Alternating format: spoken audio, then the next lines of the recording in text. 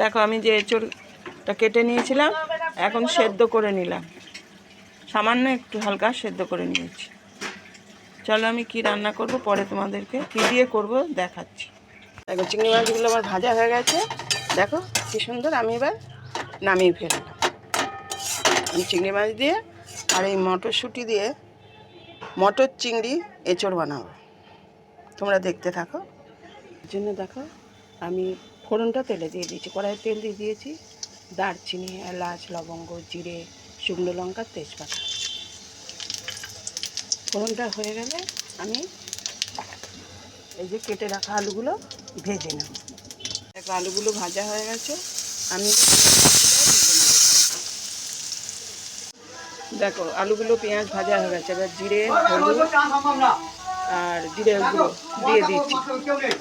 এবার আদা দিয়ে দিলাম, দেখো মটরটা দিয়ে দিলাম, টমেটো কুচিটাও দিয়ে দিলাম। এবার আমি ভালো করে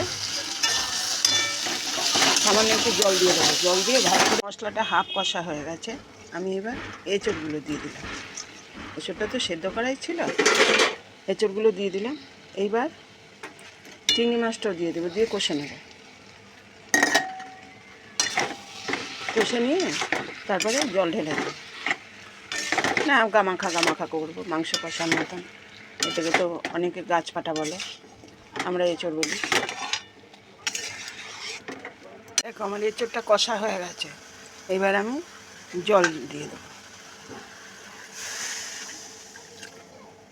অল্প জলই দেবো, বেশি দেবো না।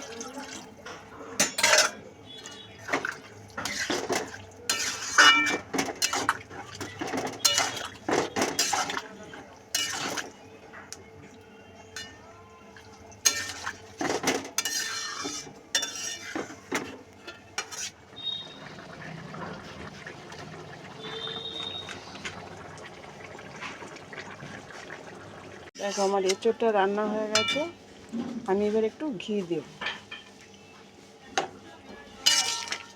এবার একটুখানি ফুটবে, দুই একবার। আমার মটর এঁচড় চিংড়ি হয়ে গেছে, রেডি। আমি নামিয়ে ফেলেছি। টাটা।